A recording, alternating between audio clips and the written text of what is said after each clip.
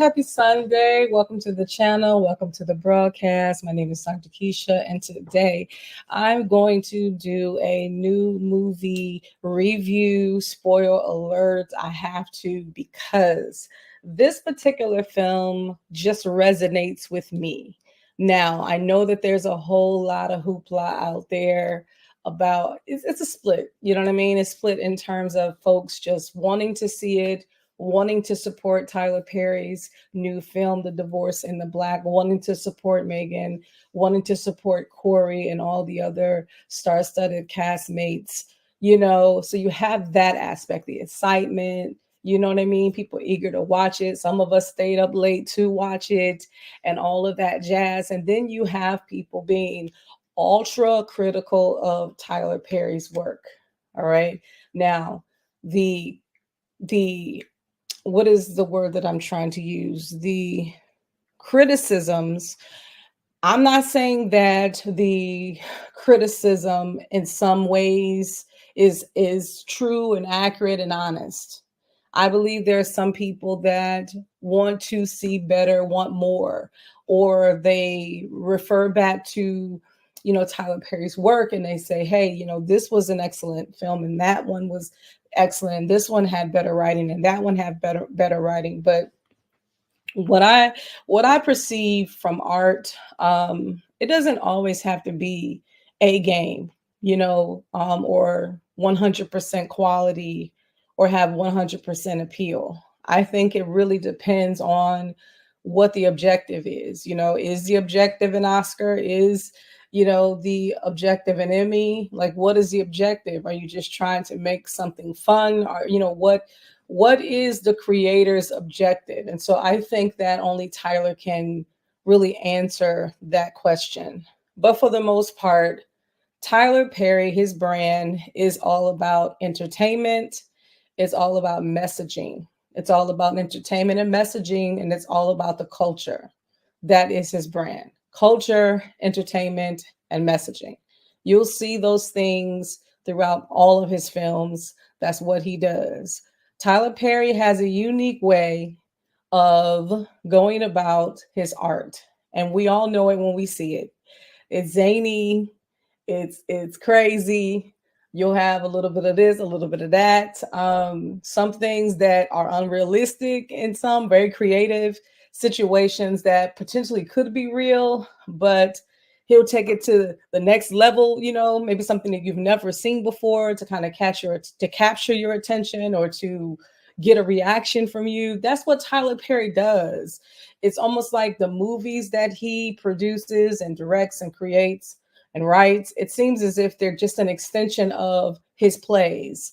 And for those of us that have been following his career since its genesis, I could remember when I lived in Cleveland, Ohio, attending one of his plays, and it was again about culture, messaging, and just being entertained. It was funny, it wasn't the best of the best, you know what I mean? But it was relatable because it was definitely all about the culture, and we know us, you know what I mean? We have our own unique way of presenting humor. There's probably things that we laugh at that other people don't. We laugh at our pain. I mean, certain things that we get subliminally that other people wouldn't get. And so that is so Tyler. And so I can remember attending on one of his first plays, and I can remember when he was collecting emails. And I think that I'm probably one of the ones that's on his original email list. And I probably still get emails from him to this day on an old email that I don't even no longer use. It's still active, but I just every now and then I'll go back to it. But I digress. But again, I've been following Tyler Perry for quite some time, and I enjoy his art. Now, do I always take it seriously, or do I try to compare it, to this, that, and the third? No, I know what it is when I sit down and I watch it, whether I'm going in the theater and watching it from home, and I enjoy what I enjoy. I peep the message, I peep the game, and I relate, you know what I mean, to its cultural context. And so I feel like Tyler Perry can do what others can't simply because he earned his spot. He worked hard. He started from the bottom, now he's here, he's a billionaire. Yes, he can afford to hire other writers, those that can help to contribute to his work, but I don't know. Again, that's something to be debated. And like I said, some folks do have some valid points. I'm not tripping about that. But overall, when it comes to this particular movie, I enjoyed it. Again, I've seen better Tyler Perry movies. I'm not even going to try to, pretend like this was all of that in a bag of chips, but I enjoyed it to the point where I wanted to watch it over again because there were some things that I missed the first time that I caught the second time around because I was just, I don't know, just kind of just watching it and just kind of just taking in what I can take in. And then on a personal note, I can really relate to this movie, and that's why I wanted to do the review, because for me, it's really more about the themes. It's really more about the social pathology. It really truly is. It's about what we can glean from this, especially as a community, as the culture, right? And when I say culture, I'm meaning Black culture. There's a lot that we can pull from this. There's a lot of pain that he tried to show. And again, he only had a certain amount of time to really, deal with the content. And I know that he's dealt with content such as marriage and divorce before in different ways. But I do find this a little different. Again, he does have similar themes, but with this one, I did see it in a different way for whatever the reason. And so I'm going to just pull some of that out of this conversation. I want to pull some of that and talk about that in this spoiler review. And so if you haven't seen it yet, go to Amazon, go check it out. It was released July the 11th. It's still there. I believe it hit number one between then and now. So it's definitely shot at number one in terms of its views and all of that. And so, yeah, so that should be celebrated. Let's be honest, there's some things that we look at that we don't think it is the best of quality, but yet, even when you're talking, social media, there's some commentators, YouTubers, influencers that may not have the best quality, but there's something substantive within the less quality in terms of how it's presented, and in terms of even down to how it's conveyed. It may not be the best quality in terms of how it's conveyed, but it has the numbers, right? It draws you, it's entertaining. So two things can be true at the same time. Can the writing be better? Yes. Could, certain things, be cut out and certain other things be explored? Yes. There was a portion of within the movie there was a portion within the movie that I wish that Corey was seen more. I wish that his backstory was explored more. I think all of the actors did a phenomenal job, though. I know that there are some folks that say they have, the preference over one or the other. I think as a cast, as a team, I felt like that they all kind of did their thing. I really truly do. Whether they had a small role and or a larger role as lead, to me, it wasn't like one person just stuck out as a sore thumb. I enjoyed everybody, you know what I mean, and whatever role that they played. So I have to say that. And I know some people say that they had their favorite, but I personally enjoyed everyone, equally. And of course, it was great seeing you. You have taught me since I was a little. It's enjoyable seeing everybody. It was enjoyable seeing some of the let's go down to some of the castmates, like some of the folks that I haven't seen in a while. I haven't seen, Debbie Morgan in a minute, Miss Morgan. I haven't seen her in anything in a minute. This is just me because I don't really watch TV like that anymore as I used to. So it was great seeing her. That brought a smile to my face. It was great seeing Shannon Wallace featured on this as Jim. And again, Debbie Morris played Jean, which was Megan's mom, Ava, right? And Megan played Ava.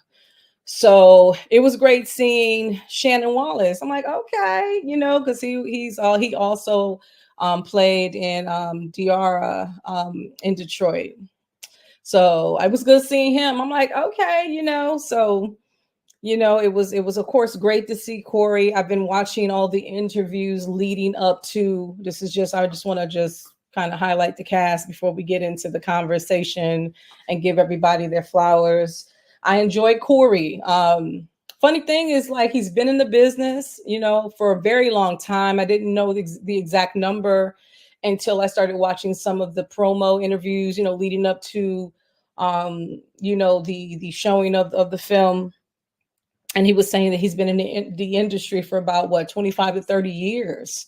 And so I'm like, wow, he has that longevity and true. I don't recall seeing him in anything per se. So in terms of his acting chops, I was not familiar with it at all. So when I saw him in this, and to be truthful, I knew that he was an actor, but I knew him more as Tia Mari's husband. I have to say that. And it really saddens me to say that, because he's more than that. I was impressed with him. I was really impressed with his acting chops in this. It was believable. And here's the thing, you have to have a baseline, okay? You have to have a baseline when it comes to some of this stuff. When it comes to dysfunctional families, when it comes to trauma, when it comes to especially people in impoverished areas and communities, especially amongst our people, if you have a very limited purview in terms of what life was like for you and your experiences, and very limited, and you were in a very controlled environment, then yes, you're going to have a difficult time relating to this movie. But I'm here to tell you that I've been through a lot. I've been privy to some things when it comes to families. I've seen a lot. I've seen all kinds of dysfunctions on the spectrum. I am a certified life coach, certified Christian counselor. So I've counseled people. So I've heard stories. I have friends that have experienced horrific things in their life. I've counseled people that have experienced horrific things in my life. I myself have been through some very dysfunctional things in my life. So when I saw some of the parts, of course they're, inflated, but I'm like, I can see some of that happening in real life. I can see some of that happening in real life. And so we're going to go into that, but Corey did his thing. When we talk about social pathology, we're going to talk about it, and we'll get a little bit deep in this, and it may be a very lengthy video, and that's okay, because I do want to talk about that. Even though it may seem unrealistic to some folks, even though it may seem very much make believe and unrealistic and that sort of thing, and unlikely and all that to some people, some folks live this type of life.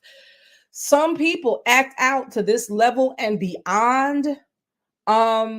You just may have never seen it or experienced it, but there are some folks in the planet that are on this earth that are about that life. Okay. They are about that life, and they've experienced extreme trauma and extreme dysfunction in their family, to the point where, yeah, acting out of character is the norm. Okay. Acting out of character, being out of your mind is the norm in some families. Again, it may be a small percentage, but they're out there. So when I hear different folks reviewing this, they make it seem as if it's far-fetched. They make it seem as like it's over-exaggerated, that this does not happen. And that is not the truth. That is not the truth. What I do like about Tyler Perry is that he does feature different sides of our community. And in truth, I don't even believe that we can limit this to just the Black community. I believe in all communities, you have different sides. You have extreme poverty in all communities. You have extreme dysfunction in all communities. I think for us as a people, we always want to present ourselves in a certain light, in a certain way to the masses, because we are still dealing with a lot of pain and shame of our past and our social pathology.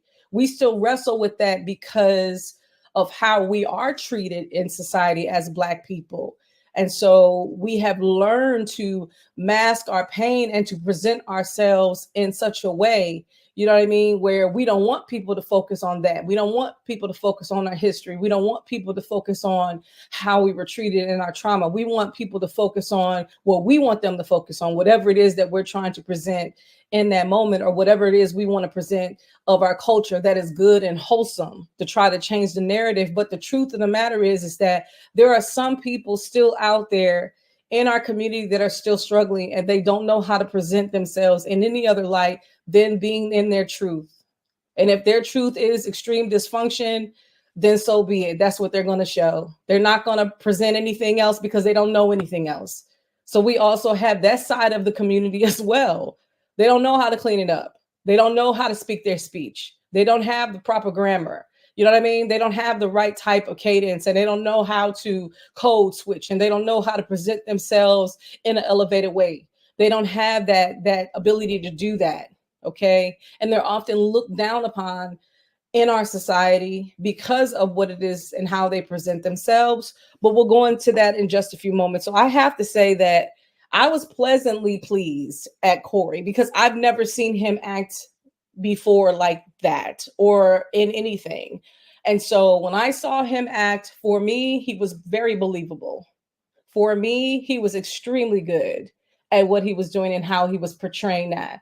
And then watching him in these interviews, of course, he seems like and then in his in his prior relationship with his ex, he seems to be a very laid back, introverted type guy. You know what I mean? He gonna speak his speech. He gonna say what he got to say. He seems like he walks with a big stick, but is silent. You know what I mean? But he's a man. I can tell he's a man's man through the interview, right? But he doesn't always like put forward he doesn't. This is what I perceive from him, is that he doesn't really see the need to have to kind of assert himself all the time. You know what I mean? He's laid back and easygoing. He's a mellow, type of fellow. But if you need to get in his bag, it seems like he can get in his bag, and he has one, and he can get in his bag if he needs to. And I sense that from him, and being raised in Chicago, being from Chicago. I used to live in Chicago. One of my brothers was born in Chicago. So it's like, I understand. I'm from the Midwest. You know what I mean? We got sides to us. There's layers to this, honey. There's layers. There's layers. So I get it. There's different sides to us. And so, yes, no, we're not a monolith as a people, as a culture, but you best believe that there's layers to us. You know what I mean? And so I sense that from him, from seeing him in his interviews and then seeing him in his role. To me, maybe I do have a favorite. But I really did enjoy Corey. Of course, I enjoyed Megan. To me, she's a phenomenal actress. She really is. She is just around the way girl. She is the soft one. She and then she can turn up when she needs to. You know what I mean? But her turn up, I have yet to see the turn up. You know what I mean? I have yet to see it. I think she has more in her. You know what I mean? In terms of the turn up. I need to see more turn up. I need to see her in roles where she's just having a complete breakdown. You know what I mean? I need to see more of a breakdown. Now, she did well, but I need to see more breakdown. It was funny because in an interview, Corey was saying that, I guess it was like in their first, they were like in a scene in a moment, and he was like, sign these paper, B. Just out of nowhere. And Tyler Perry just laughed. He was like, come on back here. Come over. He was like, I love it, but not yet. I love it. He said, but the reason why he wanted to set it off is because he didn't want to play nice. He didn't want to play nice. We got to take it there. He wanted to set the mood. We're here to play. We're here to slay. This is what we're here to do. And I love that. But, it's just, that would have like, oh, okay, all sucky sucky, you know what I mean? That would have brought the all sucky sucky out of me, for sure. And I think that brought the all sucky sucky out of Megan. But I just want to see her in roles of like just her losing it. You know what I mean? Just not being together, just absolutely losing it. I really want her to be stretched a little bit. You know what I mean? That's what I want to see. I want to, because I know she can do it. I know it's there. I just want to see more. I want to see more. You know what I mean? Because I know that she's capable. Give her the right kind of script so that she can really go to the extreme. I want to see that range more, just her tapping into just not being together, not keeping it together, just losing it. Like, I really want to see that from her. That would be wonderful. I really want to see that from Megan, but I did enjoy her character. Now, Joseph Lee Anderson, I'm not familiar with him at all, but he played Benji in this. It was eye candy. Okay, he was eye candy. I think he did a good job. I think what he was trying to convey, throughout is that she was the one that got away. He also was married and he went through a divorce, and I think a child came from that union. Yeah, because there was a little girl in there that was his, and she was featured in a couple shots or whatever, a couple scenes. And so, yeah, and so he definitely um, you know, acted, as if, he was in love with her and felt like that she was the one that got away. So he became her love interest later on, or like sort of like in the middle abouts. And it did seem forced. I want to say in the script, the family tried to push the relationship. They try to, again, the dad's thinking, like most men think, just get in another relationship, move on. It's there's plenty of fish in the sea right out there. Yeah, that's what they say, and that's what most people feel like you should do in order to get over another. But that is not right. That is not correct. Rebound situations are not the way to go. Before you enter into a new romantic relationship, just make sure that you're fully recovered from a previous breakup, because a lot of that stuff can easily follow you into the next if you don't recover. All right. So the rebound situation, it just seems like it in the beginning, it was kind of going that direction, and then it was kind of like abruptly cut, which was great. I'm glad that they didn't go that way, but it just seemed like, again, with these movies, we don't know exactly like how much time went by. We have some idea because she was out of work for like a couple of weeks. So it seemed like within that 2-week span, in the midst, like her divorce, the ink wasn't dry as of yet. She literally just signed the papers like 2 weeks prior. So we do have a sense of knowing in terms of the time frame. So of course it's a movie. It's going to be a little bit expedited for the sake of the script. So it is what it is. But I believe in most situations, unless you've had a previous situation while married, most people try to make space for healing and giving it themselves time to go through their process, right? Most people do that. But nevertheless, that's the role that he served, as the guy that felt like she was the one that got away, always had interest in her, cared about her, didn't like how, or whatever he observed from her marriage, I guess her coming in and out, of her hometown, of what he observed. It's a small town, so I guess they run into each other frequently or whatever, or he's been watching her from a distance or whatever. But he clearly did not like how she was being treated, whether it was in moments when he was present or maybe from what he observed from the outside looking in. But he definitely had a heart for her, you know what I mean, wanting and desiring to something deeper and not wanting to take advantage of her, and now that she's vulnerable, now that she's trying to recover from the devastation of the divorce. Because again, for those that may not know, her character didn't want it. It was her husband that initiated, but we'll talk about that in just a moment. Let's see. Let's go to Rona. Now, what's interesting about Rona, which is Taylor Williams, to me, she did a phenomenal job as a bestie. She definitely was believable, as a best friend. Most best friends are going to be vouching for you. They're going to have your back. They'll fight for you. You know what I mean? They're going to have your best interests at heart. They're going to say the quiet part out loud. They're going to keep it 100 with you, even if times when it's not appropriate. Like, they're going to be really honest with you. And so she did that in this, and I just enjoyed her facial expressions, her no nonsense. When it took time to stand up for her friend, she did. She wasn't afraid of Ava's husband. She spoke her speech. Her husband, which was Shannon Wallace Jim, he was supposed to be a friend to Dallas, so he found himself in the middle all the time because he was supposed to be Dallas's friend, but at the same time, his wife is best friends with his wife. So it got sticky. And so that would go to the themes when it comes to having to choose sides in divorce. Now, we're going to talk about the themes in just a moment, but I'll bring that out now while that I'm there within my mind. That some of the themes that we're going to review is one of the themes that we're talking about now is just having to, people will force you in a divorce situation to choose sides, and so he was often in the middle, and so that wasn't fair to him, but he was. And then he became a casualty. We'll go into that in just a few moments in all of this. But Rona was a great friend to Ava, and so that was good to see. Now, Richard Lawson, which is Clarence, the preacher, right, which was Ava's dad. I really enjoyed him as well. You know what I mean? I enjoyed him. I enjoyed him. There were moments where, okay, all right, okay. But I did enjoy him as her father.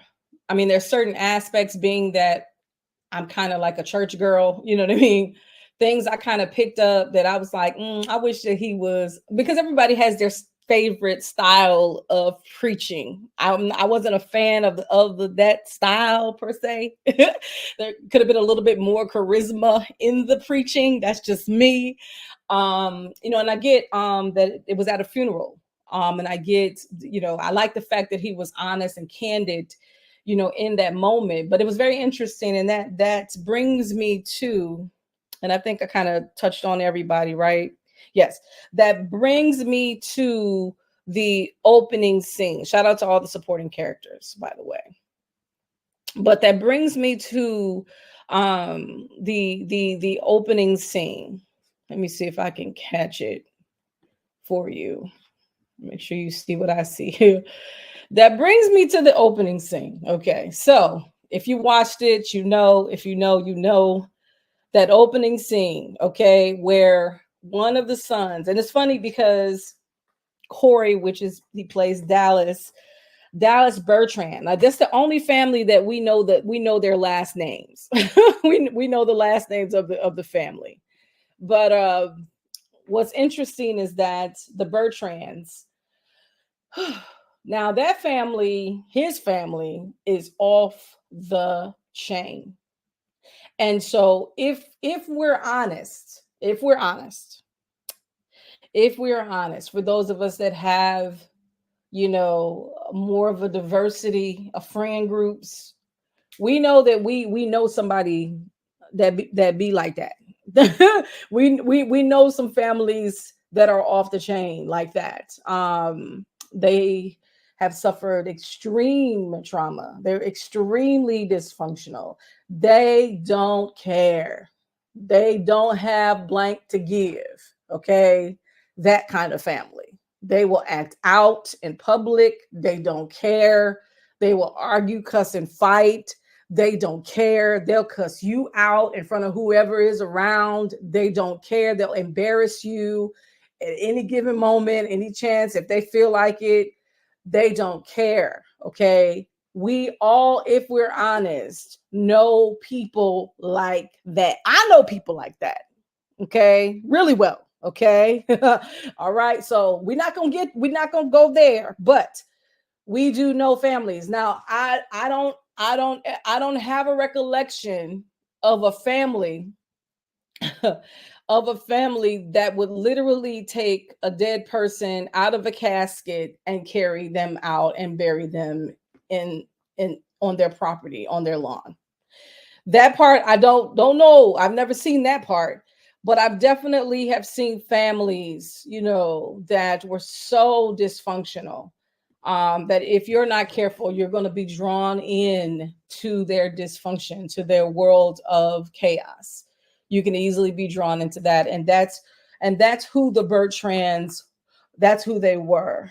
They were menaces to the community. All right, and so that's where Dallas comes from. Now, some people say, well, they should have did more in terms of his background and all the things that he went through. And so there were a couple of scenes where they tried to capture that and try to bring forth that extreme dysfunction that he came from in terms of his family, and he tried to escape from that. And I say, with the help of Ava, which was Megan's character.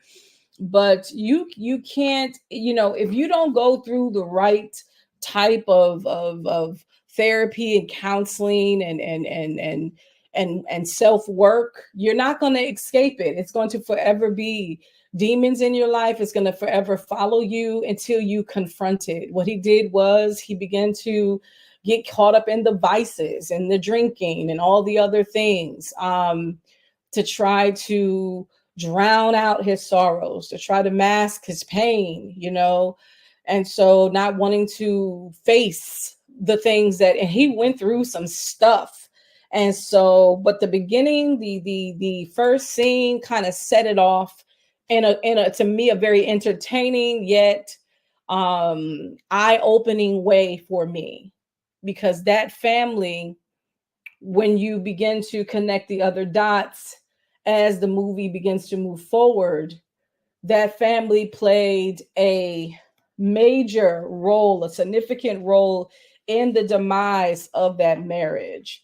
So when we're talking about themes, we're talking about family ties and how families can, whether it's them, being outwardly expressive in terms of their acceptance, or them not accepting someone that you're trying to bring into the family, that can influence the marriage, or the opposite, whether it's them being extra supportive, that can also positively impact the marriage. So if a family is just outwardly resistant, non-supportive verbally, letting you know that you're doing the wrong thing and we're not going to support this union at all, and they're going to do with everything within their power to stir up mess and to create confusion in your marriage, I'm telling you now, if you are in a relationship and you see signs of that, you see signs of meddling, there are strong family ties there. The family is extremely influential to that person. You're in a relationship with them and their family is constantly meddling, doing things intentionally to get underneath your skin or to cause division between the two of you. Please, please, please, I beg of you, reconsider making a lifetime commitment, or getting married to this person, because if they don't see that this is an issue, or this could potentially be an issue, and if there is no disassociation with that family, or a breaking of ties, if you will, or just at least renouncing and denouncing the behavior, or you know what I mean, or just an outward, or just even them expressing that they don't support, or agree with what it is that their family is doing. If they don't separate themselves from the family, then you best believe that the family will be a thorn, and if you have children, forever a thorn in your flesh. That family will always be a menace of some sort to you, especially if you have children. And so you see that dynamic. You see it in the beginning, starting at the first scene, where they're blaming, Ava for everything, And so we see from the beginning and I get them being upset At that funeral, again, they lost their son. And then the preacher explains how they lost their son.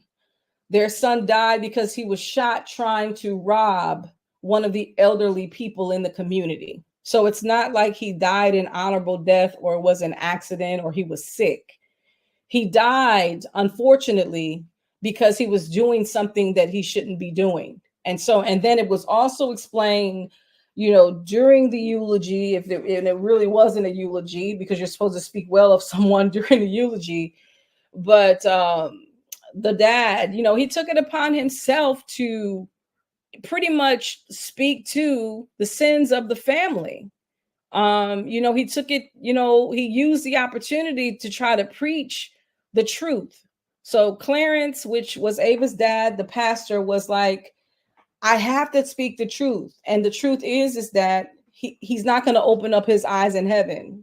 That's the truth based upon how he left this earth. He was not an upstanding citizen, blah, blah, blah, right? And so, of course, mom is going to be upset. Now, who played mom? Linda. Okay, Linda. Okay, so Linda here. She played mom. ah, the first scene. Of course, she's sitting there listening to him, eulogize and officiate the service, the funeral for her son, and she's sitting there, mean mug the whole time, and she's listening and trying to catch him say something off-putting, just say something, that to me was the vibe. And so as she was sitting there and as he began to preach the truth about the matter and saying that, using the scripture of, how the rich ruler went to hell, essentially. And he said, send somebody back to warn, my family and tell them not to come to this place, right? And so he's basically preaching to them and saying, hey, you don't want to go where he's going. Now is the time for you to make it right with God, right? So they get mad and say, are you saying that my son is in hell, essentially? So of course they're upset. But before she's catching, amen, what he's dishing, right? The preacher and what he's saying, before she was really catching what he was saying, there was a moment when, Ava, which is Megan, and Corey, which is Dallas, they were sitting next to each other, and Ava's trying to comfort, her husband, during this time. And again, it was Ava's doing, like, she set this up, she asked the family if they could take care of the financial part of burying, Dallas's brother, his mom's son, the family. And they agreed. So they took care of all the expenses and all these other stuff. But they didn't care about that. You know what I mean? And again, when you are so dysfunctional that you don't care what good that people do for you, you always feel like they have an ulterior motive, or you know what I mean, or they don't care about you, or they look down on you, or whatever the case may be. But you don't look at the why they feel the way they feel. You don't look at how you contributed to their feelings and their thoughts concerning you. You don't look at that part. It's a very narcissistic thing going on there. I know we like to throw that word around, but there's definitely a disconnect for sure, when it comes to their behavior as a family and how they show up in the community, and then in how, the preacher saying, hey, I want you all to be saved. I want you to change. If you continue the way that you've been doing, and he's breaking it down, like stealing and raping and being menaces and beating up people and bullying people and all the things that he's naming out that they're doing. And the family is getting more and more and more upset, more and more offended. They feel like that Megan basically set this up to humiliate their family. So immediately there again, from the beginning, and which was later revealed and through a video that dad went through to show her, that the family always felt like she was going to be a problem. They always felt like that she had something else going on underneath her sleeve, and that she was not really supportive of the family, and then somehow she was going to pull Dallas away from the family. But what she was doing was trying to have her own family with Dallas, and she wasn't deliberately trying to pull him away, but they were trying to establish their own. But again, when your mind is not right And if you're not healed, your perception is going to be off. Let me say that again. When your mind is not right and you're not healed, then your perception is going to be off. So there was a moment as they were sitting there and going back to what I was saying, and Ava was trying to comfort Dallas in that moment. And she tried to, cover, like touch his hand to kind of, comfort him because he was really going through it, seeing his brother, basically his casket, right, in front of the church there. He, like slyly, like pulled his hand away, in a very nonchalant way. And somebody was like saying, I had watched a video and they were saying, now, come on, you got to live a little. You have to live a little. If you've never experienced being in a relationship with someone who is disconnected emotionally, or they disassociate emotionally and they're disconnected, then you need to, I hope you never experience that, because it's horrible. But there are some people that are so they are disconnected emotionally, where they can't receive comfort. They will not display, love or show love. Like PDA is absolute no. You will get embarrassed. They will embarrass you if you try to do that, because people, like some of the people that wrestle with that, they have not been loved on properly. More than likely, they are suffering from arrested development or they have suffered from extreme trauma. They did not have the love and the nourishment from there, and the support and the comfort, and a healthy family dynamic. So again, looking at the Bertrands, looking at Mama being the example, did she show love? She literally forced them, her sons, okay, to remove their brother out of that casket, not to take the casket and then take the casket and bury the casket in their lawn. No, she said, take him out of the casket and we'll bury him. And then, pastor, just let her take him. Just let her go. And that's what they did. So just consider the trauma in that. You know what I mean? Just consider the Woo, Jesus, consider the trauma, consider the trauma in that. Like, consider the trauma in that. Consider that. It's tough. So that part. There are people like that that you love, that no matter what, you feel like that you can love them regardless. That they come from, some bad blood, that they weren't raised right, that they've experienced some traumatic things, and you think that you can just, pick up the pieces. You think that you can heal them and make them whole, and you can't. You can't. You can't change them. They have to want to change for themselves. You can't do it. And so you see signs of that from the beginning, of him just, being, very disconnected emotionally from his wife. You didn't really see much love at all between the two. You see the love that Ava had for Dallas and her willingness to continue to sacrifice herself. And again, that brings me to the themes of, enabling and being codependent.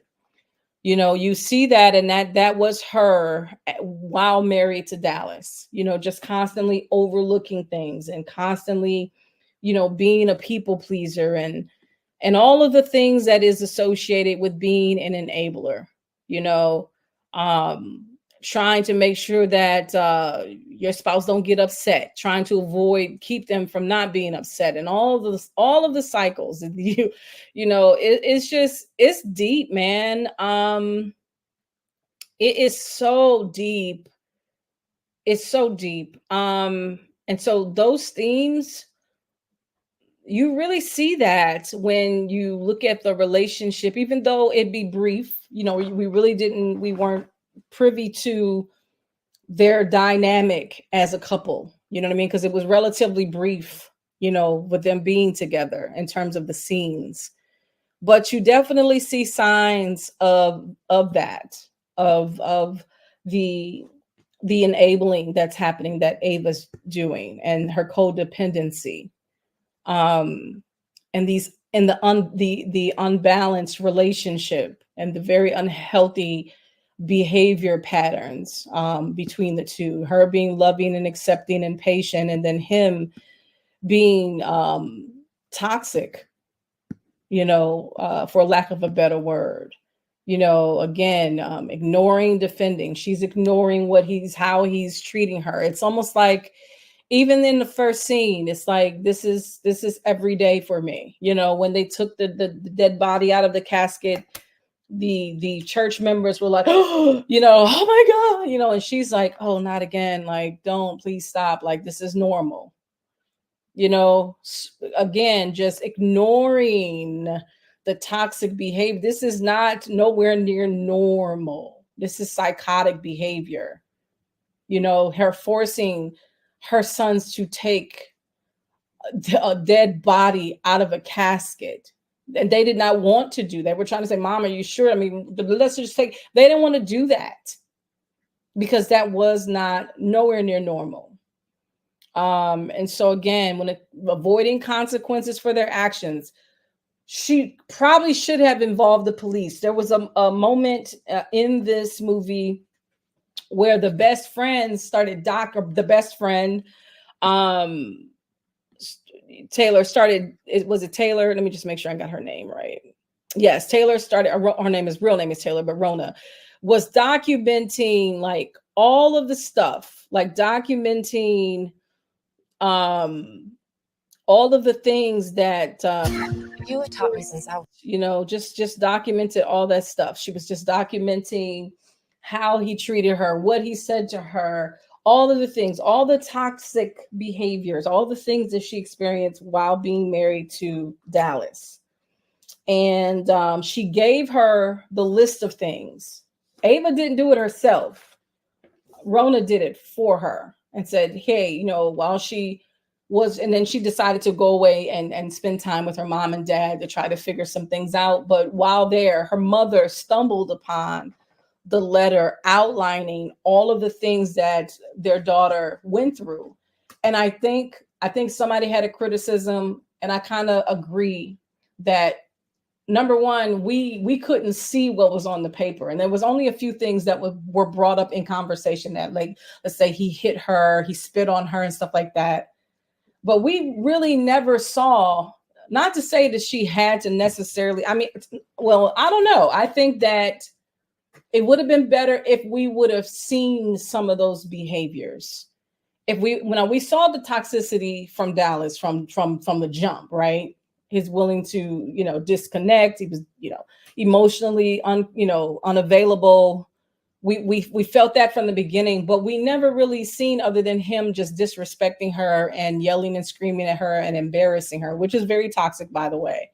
But in terms of because that's also abuse, verbal abuse, emotional abuse, but we didn't really see anything physical, and we really never seen anything done in a private, setting between the two until much, much, much later on in the film, more like towards the end. So yes, I would say a healthy criticism would be, maybe if some of those things would have came up, even if it was a flashback, you know what I'm saying? The flashbacks that she had, again, just kind of leaning on the codependency and leaning on, just some of the enabling, the flashbacks that she was having was of good times. You know what I mean? There were good moments, when they were, had a love scene, and, it wasn't all, but it was just a flashback, a moment when they were just having a moment, when they were having, intimate moments, when she's hugging him and telling him that it's going to be okay. And, and then there was like moments when, it was just, but it was like a fantasy. I think that when you are going through a divorce and you go through your ups and downs, you do go in and out. And there are times when you do over romanticize the dysfunctional relationship that you have, because you're choosing to focus on the parts when you did feel good, the parts where it was good to you, and you're ignoring all of the other stuff, all the toxicity, all the other stuff, all the DV and then the SA or whatever happened in that relationship, you ignore that and you romanticize or over romanticize some of the positive good moments. And that's why people hold on for so long, or they decide they want to try to hang in there or fight for the relationship, because they are disillusioned and thinking that those few moments, they're few and they're far in between, is enough for you to fuel you to continue to fight for this relationship that really is not worth fighting for. And so that's that was pretty interesting, just again, kind of glorifying, certain situations that is no more. So that was interesting. So when the mom found the letter, when she found the letter, I just thought it was just interesting because, of course, as parents and me being a parent now, when our children begin to go through hard things, the first thing that we do is we blame ourselves. You know what I mean? Sometimes we blame ourselves for our inadequacies, or maybe there's something that we didn't do. Maybe we didn't model the appropriate behavior. Maybe we didn't do enough in terms of teaching and training them in the way that they should go. Maybe we spent, too much time in the case of the mom. Maybe she was saying that I spent too much time ministering to other families and within the community rather than spending time with you, because why would you choose to go down this path? Why would you choose to be with this person and remain in this situation while this person continues to be cruel to you? We didn't teach you that you didn't see that growing up. So now you see this dynamic, right, between the two families. You have this extremely dysfunctional family, which is the Bertrands. That was the name of my street, my hometown, the street that I grew up in. That's so funny. And then also Ava's family being a more wholesome family, a 2-parent household. And, you have the pastor and his wife, and they're very wholesome and they're very loving and supporting to Ava and all of the things that she wanted to do as a young girl. And, they just were creating and molding her to be a very competent, beautiful human being, versus Dallas's family, the Bertrands, basically made a monster. How do we know? Because later on down the line, while he was drunk, he revealed, and she also said that when she talked to her bestie, that there would be moments when he did have breakdowns, and there would be moments that he would reveal in part some of the things that he went through as a child. And some of the things that he went through was, obviously abuse, being told that he'll never be nothing, he ain't nothing, and all those things.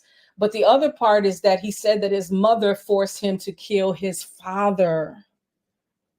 Can you imagine? And so now, yeah, you wonder why Dallas isn't smiling. You wonder why he isn't happy. You wonder why that he's miserable. And misery, I'm sorry, it's not just a cliche. Misery does love company. Like, yeah, people that are miserable will draw you in, if possible, lure you in to their world of misery, their world of chaos. Please try to stay far, far, far away from those people. They don't know anything else until they really acknowledge where they are and why they are the way that they are, and acknowledge that they want something different. They're going to continue to produce that chaotic environment, and I know that sometimes, especially when it comes to relationships, we may have seen that before I do. We may not have seen that until after I do. But that's why it's important to have discernment, and it's important to have premarital counseling, which I do. So please seek out a premarital counselor, because sometimes it does take someone that is not, invested in your relationship, someone who's neutral, to really show you some of those dynamics that maybe you're having a hard time seeing because you're too close to it. You know what I mean? You're too in love, or you're too emotional, or you're too vested. And your family, of course, they're going to support who they're going to support, which is the family member that, because of family ties, who they're down with. And so you're not going to trust their opinion because you just love me. That's why you're saying that. We try to justify those things. So it's just interesting. Some of the other themes in this is, again, fighting for something, when do we stop fighting for something? When do we stop? You have taught me since I was a little. When do we stop? Is there never a time that we stop fighting for the relationship? Like when do we stop? Okay, so that's the question. When do we stop fighting? When do we let go? Okay, that's the question. Um, when do we stop? And I think that that's a great question, right? When do we stop? Because again, for some people, they're not going to stop. They're going to keep fighting because remember, she was telling her mom, like, you know, listen, mom, you taught me to fight for this, you taught me this, you taught me that, the sacredness of marriage. So I'm in it, and to death do we part. So when is it death, until they destroy me, do we part? Or do we get to the point, in our situation where we love ourselves enough that we don't subject ourselves to these things? There has to come a time when you have to be honest about the situation and you have to choose you. You know what I mean? Because if you remain in that situation, especially if a person is adamant about not changing, adamant about bringing you as low as they are, they're adamant about destroying you because they don't feel like their life is worth living, and that's a very dangerous place to be mentally and emotionally, where they don't care enough about their self. If they don't care about their self, they don't have the capacity to care about you. You know what I mean? They don't have that capacity to care about you in that way. They don't. They don't have that capacity. So we have to get to the point in the relationship where we understand that no, we have to now stop fighting for this, and now we have to fight for our own lives. We have to get to that point. Let me see some other things. Again, a whole stop fighting. When do we give up? And then there is the disappointment element. You committed to this relationship, you committed to being with this person, and now you're disappointed in yourself. Why did I tolerate the treatment? Why did I, now she was speaking to her friend in the car, I've lost so many years in this relationship, I've lost my youth being with this person, I feel like I've lost some things. You know what I mean? Especially as women, because I know as a divorcee, people say mean things to each other in the midst of that, divorcing each other when the relationship is coming to an end.